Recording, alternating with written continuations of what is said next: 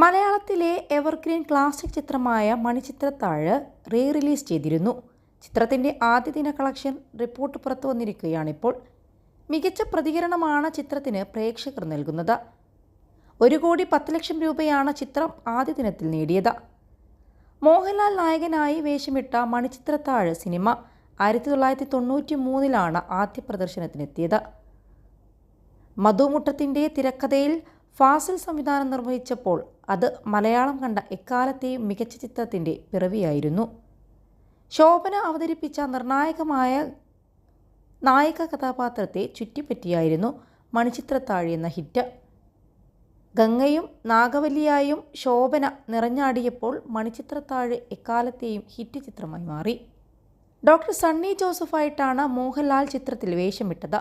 നകുലനായി സുരേഷ് ഗോപിയും കഥാപാത്രമായ ചിത്രത്തിൽ ബ്രഹ്മദത്തൻ നമ്പൂതിരിപ്പാടായി തിലകനും, ഉണ്ണിത്താനായി ഇന്നസെൻറ്റും, ദാസപ്പൻകുട്ടിയായി ഗണേഷ് കുമാറും, തമ്പിയായി നെടുമുടി വേണുവും, ശ്രീദേവിയായി വിനയ പ്രസാദും, ബാസുരയായി KPSC ലളിതയും, ചന്തുവായി സുധീഷും, കാട്ടുപറമ്പനായി കുതിരവട്ടം പപ്പുവും, അല്ലിയായി രുദ്രയും വേഷമിട്ടു.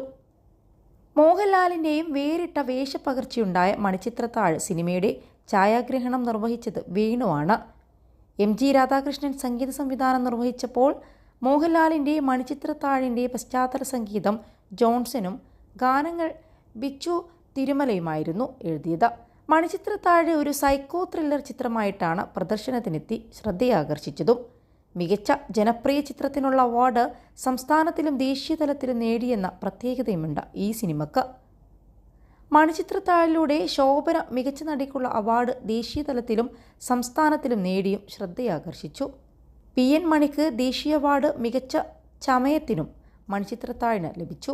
ക്ലാസിക് ചിത്രമായ മണിച്ചിത്രത്താഴ് എന്ന ഈ സിനിമ ആധുനിക സാങ്കേതികവിദ്യയായ 4K ഡോൾബി അറ്റ്മോസിലൂടെയാണ് വീണ്ടും പ്രദർശനത്തിനെത്തുന്നത്.